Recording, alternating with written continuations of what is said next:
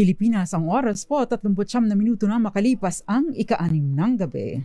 Eto na ang mag-partner na mas paliliwanagan tayo pagdating sa batas. Mga payo ng mga abogado, mga usaping abogado na mas malinaw na pag-uusapan para mas maintindihan natin. Kumpanyera ng Bayan, si Attorney Rina Seco at ang Panyera ng Bayan, si Attorney Cam, Cheryl Adami Molina. Dos Kumpanieras sa DZRH Radio, DZRH TV at DZRH Online. Bago mo kasuhan, bago ka pumirma, bago ka makipagkasundo, makinig muna sa Dos Kumpanieras. Dos Kumpanieras. Happy weekend! Happy weekend! Magandang gabi Pilipinas, ito po ang programang Dos Kumpanieras at kami po ang mga panyera ng bayan. Ako po si Attorney Rina Seco. Attorney Cam, Cheryl Adami Molina. Tuloy-tuloy sa pagbabalita. Tuloy-tuloy sa serbisyo. Sama-sama tayo, Pilipino. Dos Kumpanieras. Attorney Cam, happy weekend sa marami, lalo na ang mga nasa gobyerno.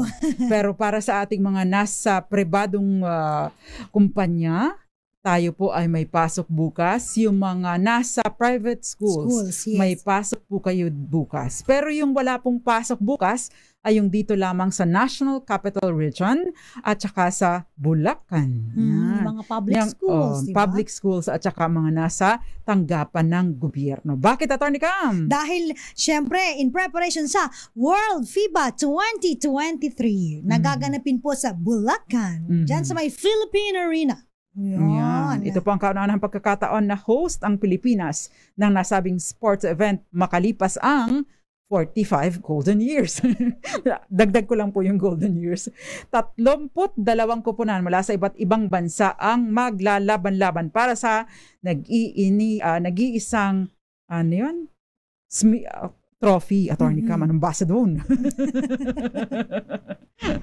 Ayan. Pasok po sa lineup ng Gilas Pilipinas sina Jordan Clarkson, Dwight Ramos, Renz Abando, EJ Edu, si CJ Perez, Jamie Malonzo, Chapet Aglar, Junmar Fajardo, Kai Soto, si Kiefer Ravina, gayon din si Scotty Thompson at RR Pogoy at Coach Chot Reyes. Unang makakalaban ng Gilas ang Dominican Republic sa kick-off ng FIBA World Cup sa Philippine Arena bukas. Wow! Sa mga mahilig sa basketball, yung kantang, i-shoot mo na ang ball.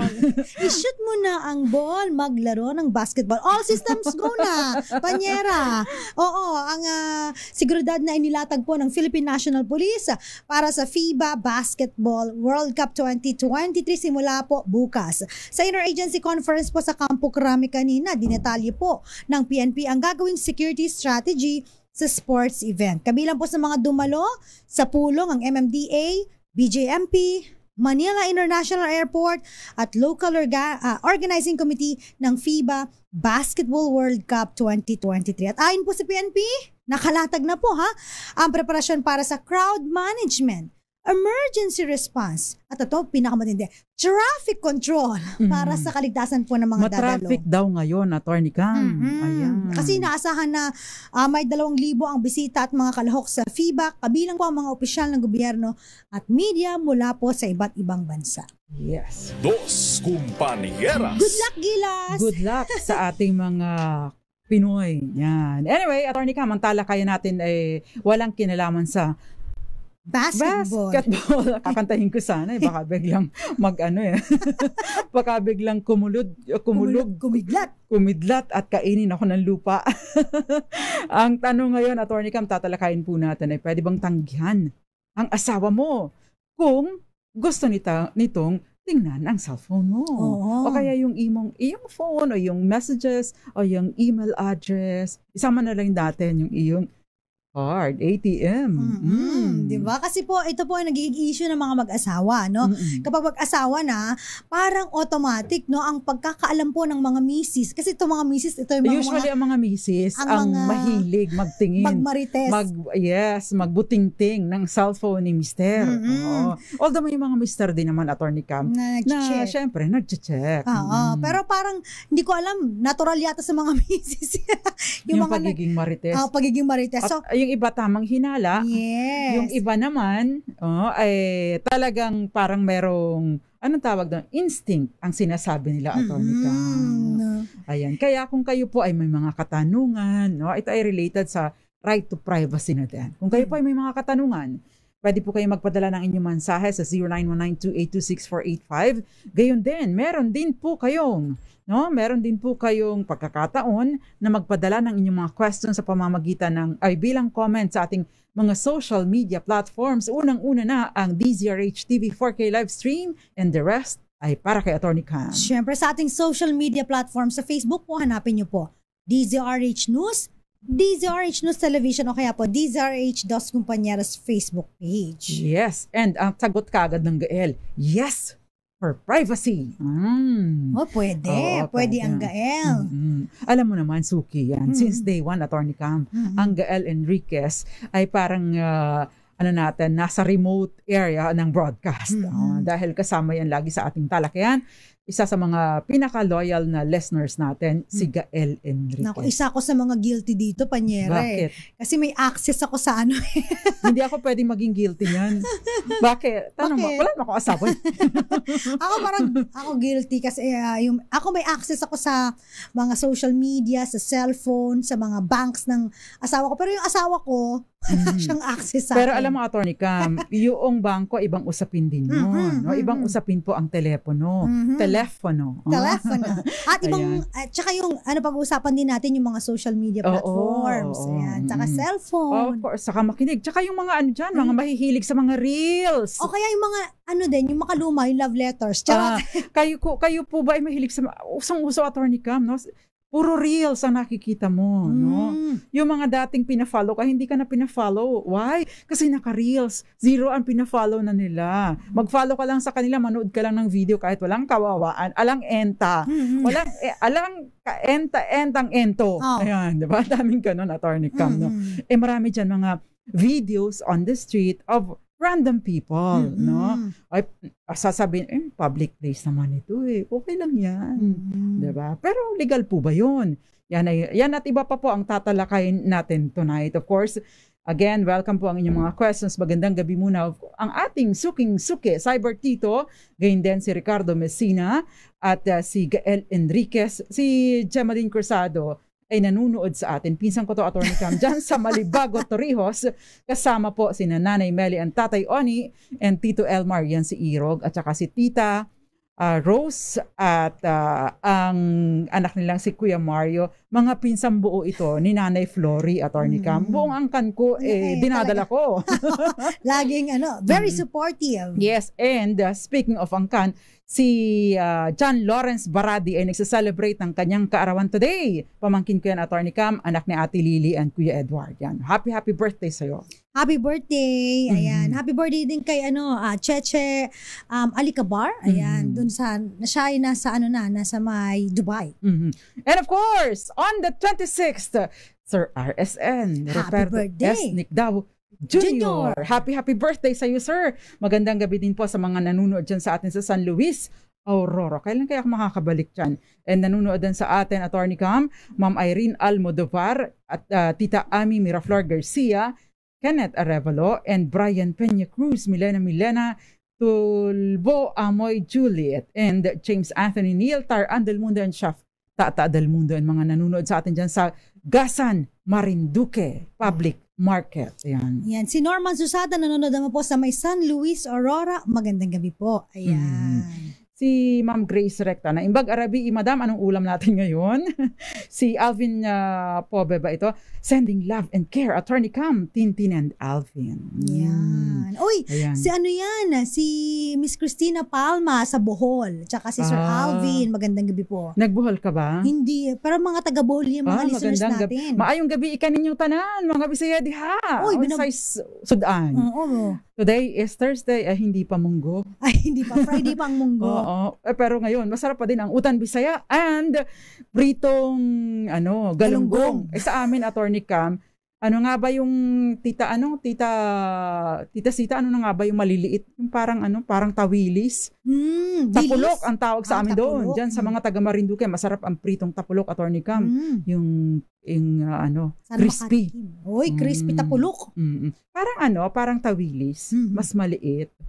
Mas malinamnam. Kasi galing siya sa tubig dagat. Wow. Masarap yan sa Marinduque. Nagugutom na Dos ako. Compañeras. Ano po bang ulam nyo ngayon? Pwede po bang makidinner sa inyo dyan? Pero samahan nyo po kami hanggang 7:30 ng gabi dahil maganda po ang ating talakayan. At least ma-educate man lang tayo sa ating online presence. Ano yung mga pwede nating i-demand din, no? Tsaka tayo bilang taong may asawa, pa rin yung nakikip natin ng mga karapatan. Kahit sabi nga ng simbahan, kayong mag-asawa ay pinag-isa.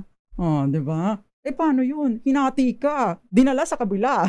Shinare sa kabila. Di ba? Naglaro ng basketball. Hindi sa gilas. Sa ibang team pala. Yun. Kasama yan sa mga tatalakay natin tonight. Dos Compañeras. Ay, walang ganyanan, Ma'am Grace Recta. Pinakbet with bagnet. Di ba? Ay, talagang ginugutom nyo kami ha. Ayan. Paano kung hindi pinakita ng asawa mo yung cellphone niya? Wala kang dinner ngayon. Wala kang dinner. Bahala ka. O kaya outside ko lang ka ngayon. Yung pritong isda at stir-fried kangkong with bagoong. Sa akin, Gael, wag mo na samahan ng bagoong para hindi ako hikain. And of course, si Apolinario Madrisa dyan sa Wellington, New Zealand.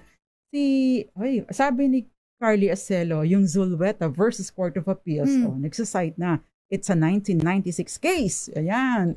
Si doctor ito, Attorney Cam, involving a doctor. But yan po ang tatalakayin natin tonight.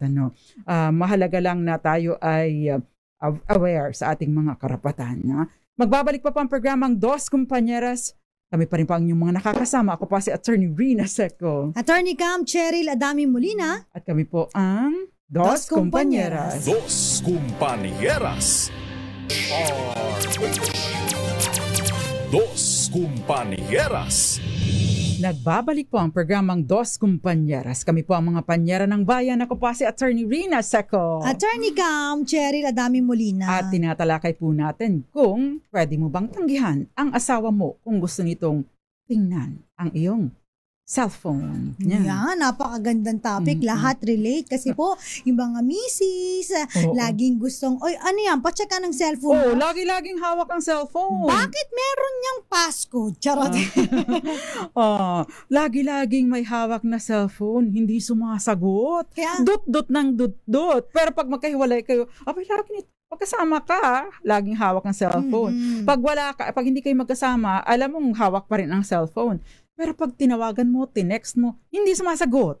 Diba? Kaya si Mrs. o si Mr., yung asawa na nagiging, nagkakaroon ng pagdududa, Attorney Cam, naku-curious. Mga trust issue, mga TH, tamang hinala, baka may babae na to, baka meron na tong kababalaghang ginagawa.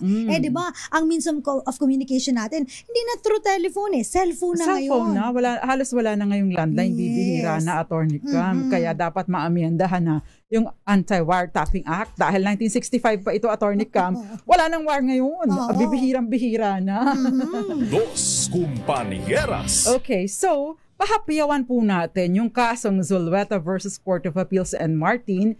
1996 case ito, Attorney Cam, na binanggit na din ni CJ Acelo sa kanyang comment dito sa ating DZRH News TV 4K live stream. Kasi ito yung pinag-uusapan yung marital right of privacy. Yes, no. Ito pong si Cecilia Zulweta. Ikwento natin. Si Cecilia Zulweta ay asawa po siya ng ni Sir Martin. Isang medical doctor. Si Dr. Martin. Si Dr. Ngayon, may isang araw, ganyan kwento. Marites talaga. Dali kwento mo na. Isang araw, pumunta po sa clinic ni husband, si Madam, no? Si Madam Cecilia. Oo. Tapos kasama yung kasama yung nanay niya, yung driver, at saka yung secretary ni Sir. Yan. Tapos sa pilitang binuksan ng mga drawers and cabinet ng clinic ng kanyang husband at kinuha more than 150 documents, no? Kasama yung mga private correspondences between sa kanyang husband na doktor at saka yung alleged paramour, tsaka mga greeting cards, attorney canceled checks, diaries, tsaka passport, and mga pictures. Ayan. So yung mga documents and papers were seized for use in evidence in a case for legal separation at disqualification from the practice of medicine na sinampa naman ni Madam Zulueta laban sa kanyang asawa. Ayan. Dos Compañeras. Masalimuot na usapin. Oo, dahil may tamang hinala si Madam Cecilia, ito na sumugod. At dahil sa palagay niya, asawa ko naman to property ng aking husband to kahit nakasarado, pinilit may puwersa na binuksan yung mga cabinet. Ang sabi po ng Korte Suprema, Attorney Cam, ang isang tao, kapag nag-asawa na, ay hindi naman niya isinusuko ang kanyang right to privacy. Yes. Kahit pa sa kanyang asawa. At ang constitutional right na ito, right to privacy, ay always available sa kanya at pwede niyang gamitin kahit laban sa kanyang asawa. Therefore, Mrs., pag sinabi mong akin na yung cellphone mo at hindi ibinigay sa'yo, wala kang ibang recourse kundi outside di kulambulang. Yes, oo. Kasi hindi mo siya maaaring pilitin. It doesn't mean na pag mag-asawa kayo, lahat ng bulat-latan ay magagawa ninyo. Kahit po kayo kasal at sinasabi sa simbahan na kayo ay pinag-isa na, hindi pa rin. May kanya-kanya pa rin po kayong separate na buhay at separate na mga ari-arian, yung mga personal properties at nag-i-enjoy pa din ng right to privacy. Dos Compañeras. Ayan, Attorney Cam. So pwede po kayo mag-comment ha. Anyway, Attorney Cam, nanonood sa atin si Ria Anarna, Valentino Poncia, gayon din si Lynn Sason and Divina Cadiena at gayon din si Lane Lewis at Lenita El Camel and Mario Manuba, Brian Peña Cruz, Alvin Santua, Attorney Cam. Ayan, magandang gabi rin po kina Harold Del Rosario. Ayan, na-crush daw si Attorney Rina. Nakaks Danilo Gatchaliana. Siya naman ay tanggalin ko na daw yung face. Pasensya na po kayo. Hikain po kasi ako. I have a persistent na asthma. Matindi po yung aking asthma. Kaya nag-iingat po ako. Ako rin kasi ang nahihirapan, Attorney Cam. Kapag ako ay hinika, kailangan ko dalhin sarili ko sa ospital. Kaya nag-iingat po ako. Pagbigyan nyo na ho ako, pinipilit ko naman na maging malinaw sa aking pagpapaliwanag sa inyo. Ayan. Si Justin Benaflor, ang tabayanan po ang malakas sa mga susunod na araw. Yan. Sa mga naghahanap po ng malakas online natin, wait lang mo po kayo ha. Nag-iipon pa ako ng budget. Para meron ko nire-request na po ni Attorney Cam. Pero Attorney Cam, merong question dito si Justin. Justin, yung last na binasa ko, Benaflor, pero hindi ito Benaflor. Usong-uso po ngayon yung Reels kasi namomonetize na po ni Meta. Yan. Totoo yan. Yun po mga video sa streets, lalo na may tao like naglalakad, all for content. Legal po ba yun? Nang wala silang consent. Wala silang consent. Ayan. Public place daw naman yun, Attorney Cam. Kaya lang kasi, no, ang Data Privacy Act po, no, of 2012. By the way, ang Data Privacy Act po of 2012 ay na-enact noong 2012. Pero naging ganap na batas for implementation or na-implement lamang po noong 2016. At ito, Attorney Cam, ay napirmahan. Today is the 7th year anniversary po. 7th year. Today po is the 7th anniversary of the Data Privacy Act implementing rules and guidelines. Ayan. Doon po, may binabanggit po ng mga data subject. Yung data subject, karapatan po ng data subject. Sino yung data subject? Yung taong may-ari ng impormasyon. Karapatan niya na hindi ibulgar sa ibang tao ang kanyang mga personal na impormasyon. At karapatan din niya na hindi siya tiktikan o manmanan ng kung sino man. Kaya kahit pa ikaw, no, ay nasa pampublikong lugar, may karapatan ka doon na nandoon ka, pero hindi ibig sabihin, aware ka na pampublikong lugar ito. Diba, si Rina Seco, pumunta naglakad sa kalye, lalampalampa, natumba, vinidyohan. Alam ko na public na lugar ito at maraming makakakita sa akin. Pero meron pa rin akong reasonable expectation of privacy. Why? Wala kang karapatan na videohan ako. Much more, wala kang karapatan na ilagay ito, i-upload ito sa ibang platform, sa anumang platform, at all the more, wala kang karapatan na ako ay pagkakitaan. Therefore, maari kung halimbawa, Attorney Cam, na videohan ka, basta-basta lamang, ito ay yung tinatawag na Attorney Cam, collection of data, collection of your personal information. Maari kang managot mula 1 taon, yung guilty nito, maaring managot mula 1 taon hanggang 3 taon na pagkakulong, at maaring pagbayarin ng hanggang 500,000 piso. Ayun. Dos Compañeras. Kaya yung mga click-click ng click-click dyan, for the love of Reels, for the love of monetization ni Meta, hinay-hinay po kayo ha. Baka po meron kayong mga nasasagasaan. Meron po kayong nabo-violate na batas at meron pong bigla na lang magreklamo sa inyo. Ayan. Meron ding iba panyera, yung mga nagnanakaw ng mga original content. Ito yung problema sa digital ngayon dahil yung piracy talaga across the board, no? Hindi sila ang owner, pero dahil may mga apps na ginagamit para matanggal yung mga tinatawag na watermark dyan sa mga nagko-content, kinukuha at ngayon ginagawa nila, kinokolate nila, tapos nagkakaroon ng mga sponsors at the expense of other. Hindi kanila to ha. Parang kagaya ng materials natin dito, Attorney Cam, na kinukuha, no? Na kinukuha ng iba at pinagkakitaan na mahigit 4 na milyon ang kinita. Wow. Pero malapit na po siya makulong, hayaan nyo. Ayan. Anyway, Attorney Cam, no? Kapag ganito, paalala sa ating mga kababayan, no?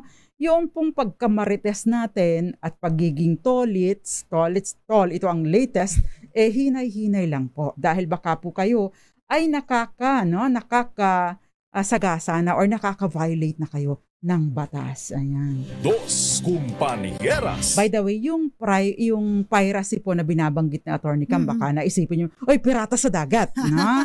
Ang piracy po ay yung paggamit ng pagmamay-ari ng iba, ng intellectual property ng iba. Meron po tayong tinatawag na copyright infringement, and hopefully one of these days matalakay din natin kasi grabe naman ang ngayon, Attorney Cam, ang pangungopya ng pagmamay-ari ng iba.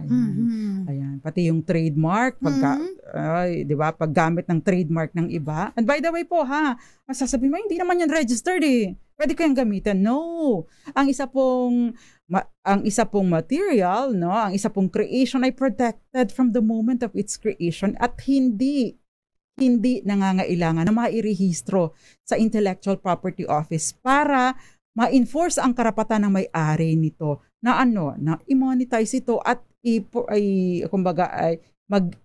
isampa ang kaso kung sakasakali para ma-protection na naman ang kanyang creation. Ayan. Kaya, Dos Compañeras. hinay-hinay po sa mga content creators natin. Ayan, na hindi po alam yung ating saligang batas. Yes. Ito naman. Mga saligang batas and other related, other laws. Yan. Ito may question nito. Kapag kinasal po ba mga attorneys, obligado po ang babae na makipagsiping sa asawa kahit labag po sa kanyang kalooban. Kasi kanina pinag-usapan natin, cellphone lang. Ito naman pakikipagsiping. And the answer is no, hindi po. Ayan hindi po lisensya ang pagiging kayo po ay mag-asawa, yung tinatawag natin na marriage, para sa pilitan na makipagsiping sa inyong asawa. Pag sinabi po, pag tinanggihan po kayo ni Mrs. na, Mister, ayoko muna ngayong makipagsiping, wala ako tamod. Wala ako sa mood, Mister. Bawal po siyang pilitin. Bakit? Dahil meron na po tayong tinatawag na marital rape. Kung sa akala nyo, ang rape na maaaring gawin lamang po sa mga yung hindi kasal. No po. Even kung kayo po ay kasal, kung sa pilitan po na kayo po ay nakipagsiping sa iyong misis at ayaw niya po at siya po ay pinilit ninyo, maaari po kayo makasuhan ng marital rape. Although baka, Attorney, 3 taon na kaming kasal, virgin pa ako. Kasi ayaw makipagsiping sa akin. Di ba? Ay, ibang usapin naman. Iba naman po yun.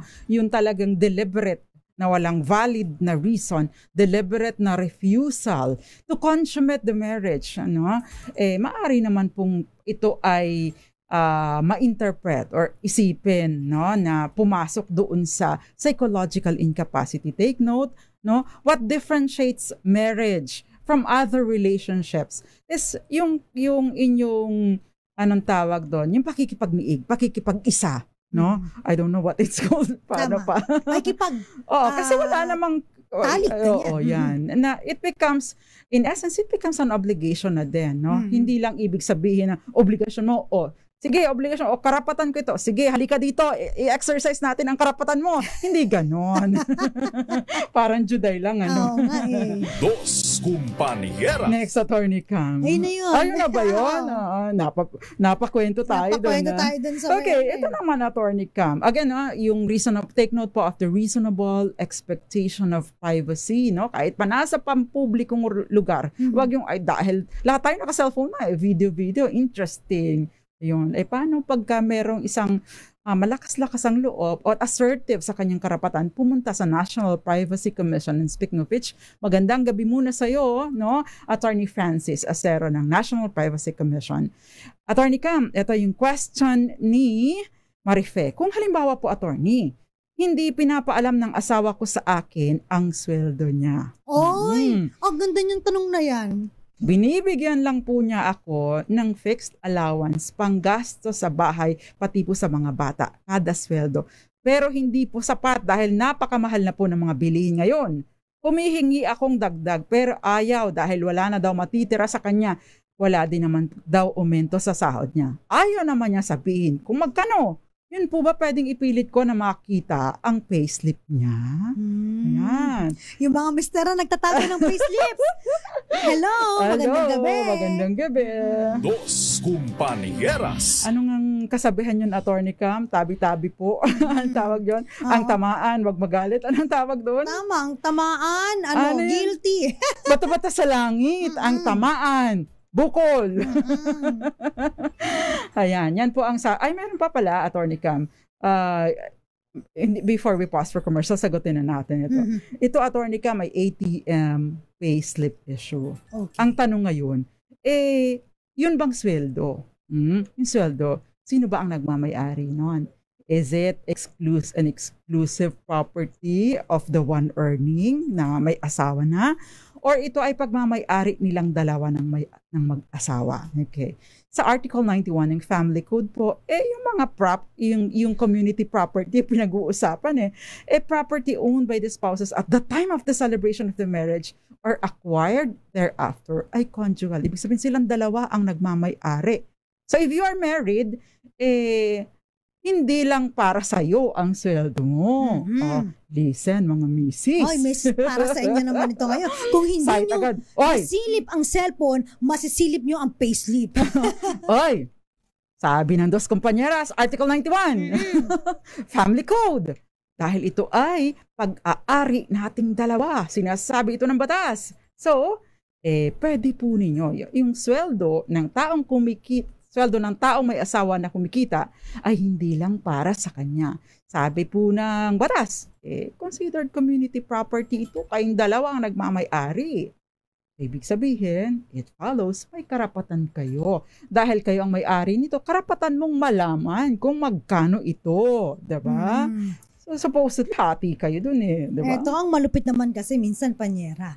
Yung ibang mga mister, ang pinapakita, payslip. Pero yung mga ibang mga bonuses, allowance o kaya mga racket, hindi sinasabi. Dapat po ito, obligasyon po ninyo na ideklara ito. Pero hindi lang po sa lalaki ito na obligasyon. Papa Kim, no? Papa Kim, makinig ka. Dos Compañeras. Papa Kim, karapatan mo din na silipin ang mga pumapasok sa account ni Attorney Cam. At take note, Papa Kim, meron din siyang mga allowances. Hindi ko sinasabi sa kanya, hindi naman siya nagtatanong. Pero ang mga misis, dahil natural sa amin yan, ay patingin ako ng ATM, patingin ako ng mga ng mga payslip mo. Attorney Cam, sabi nga ng Gael, paano yan? Paano ang OT? OT. Ay mas malaki ang sahod kapag may OT. Yung iba nga ginagawang pangkabuhayan showcase ang OT. Okay, sabi ni Marcelo M, is marriage voidable when it's unconsummated. Ayan.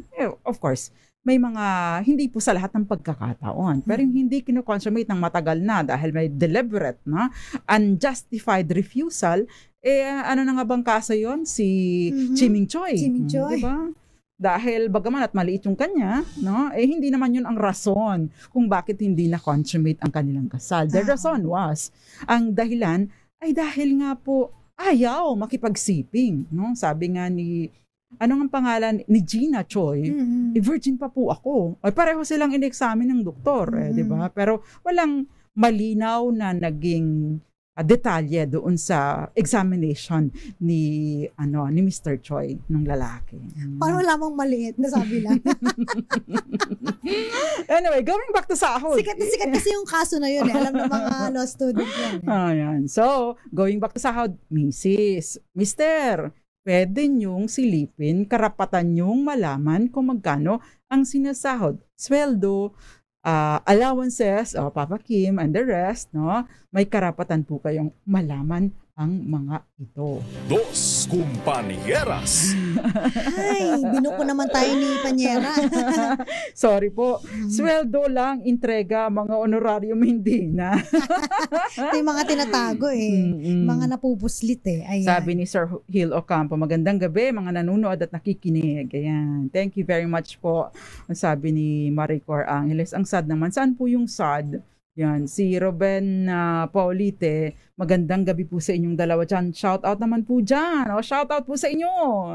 Yan, Attorney Cam. Ito, bago tayo mag-pause for commercial, ang tanong naman ito, papaano naman daw po mga attorney kung halimbawa ang asawa ko ay kumuha ng pera sa wallet ko na hindi po nagpapaalam, significant number po yung kanyang kinuha. Pwede bang makasuhan? Yan ang sasagutin natin sa pagbabalik ng Dos Compañeras. Yes. And ito naman, Attorney Cam, paano daw kung mag-aasawa na ang anak niya, ay marami na po siyang naipundar kasi masipag po siya at medyo late na po siya mag-asawa. Tapos, ang bata ng mapapangasawa. Paano po ang gagawin para hindi naman po magmay-ari ang mapapangasawa niya sa mga naipundar niya habang binata pa siya? Ito naman, Attorney Cam, lang kinaraman sa privacy.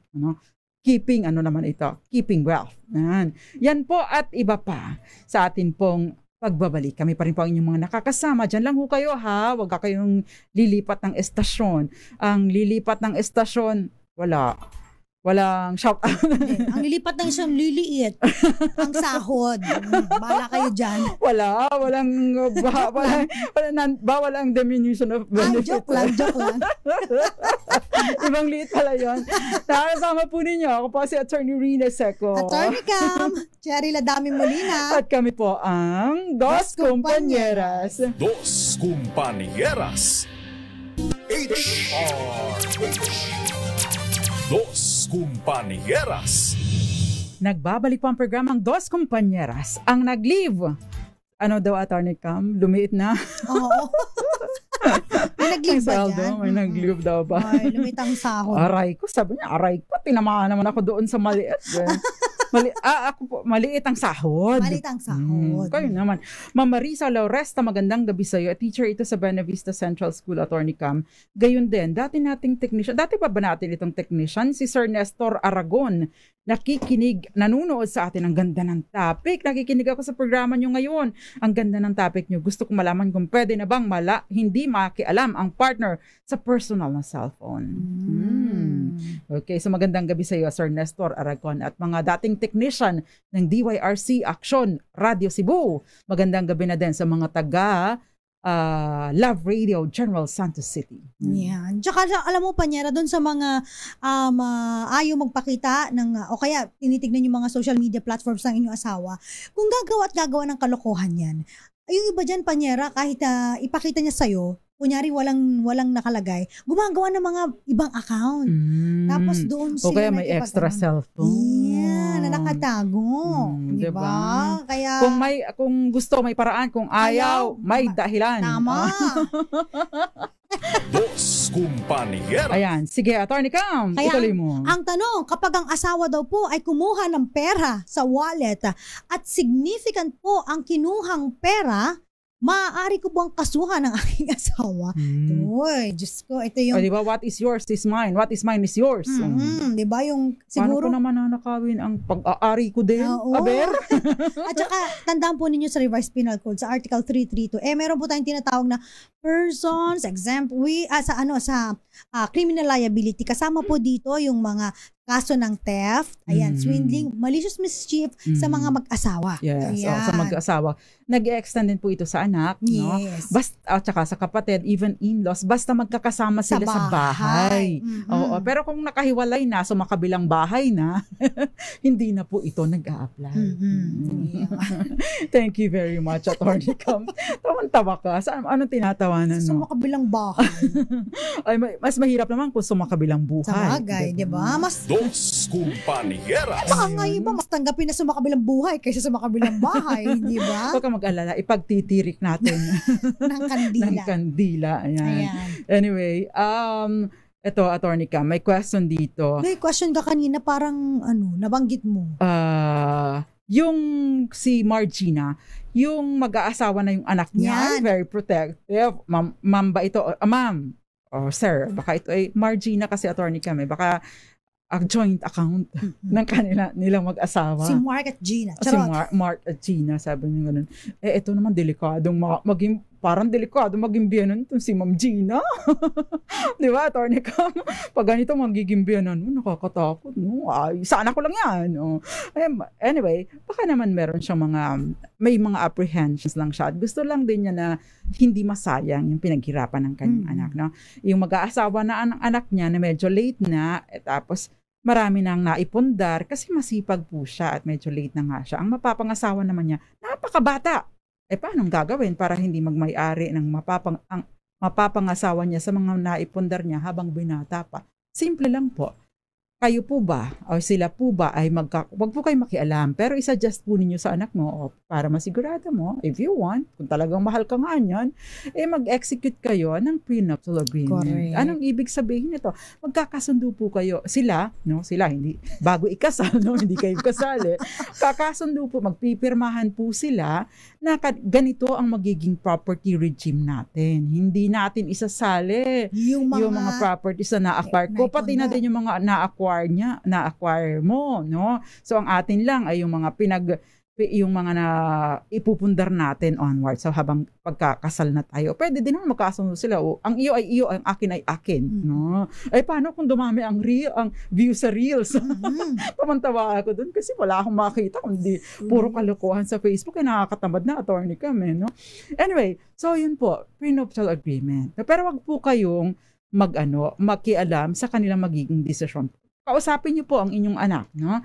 Pero, ayun, siya po dapat ang magdidesisyon nito. Kasi siya rin naman ang, makikisama at siya po ang mag-aasawa. Ayan. Dos Compañeras.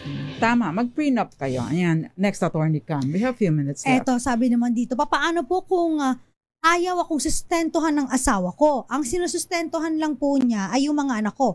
Wala po akong trabaho. Nagtitinda lang po ako sa palengke. Yung dati ko pong asawa ay manager sa isang sikat na kumpanya. Pwede ba akong humingi ng sustento? Ayan, kung kayo po ay kasal, no, yung sa asawa mo, dapat po obligado din siyang, hindi lang bukod sa suporta ng kanyang mga anak, pati ikaw, na misis niya, kaya kailangan ding suportahan. Maliban na lamang kung ikaw ang umalis, nag-alsa balutan ng walang sapat na dahilan.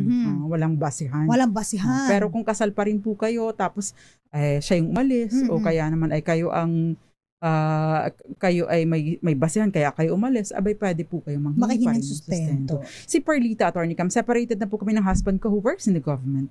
Ako naman po ay nasa private company. Tama po bang isali pa ang properties na na-acquire ko sa kanyang salin? Tama po bang pumirma pa ako dito? Ayan. Ito po ay governed or sinasaklaw ng Code of Conduct and Ethical Standards for Public Officials and Employees.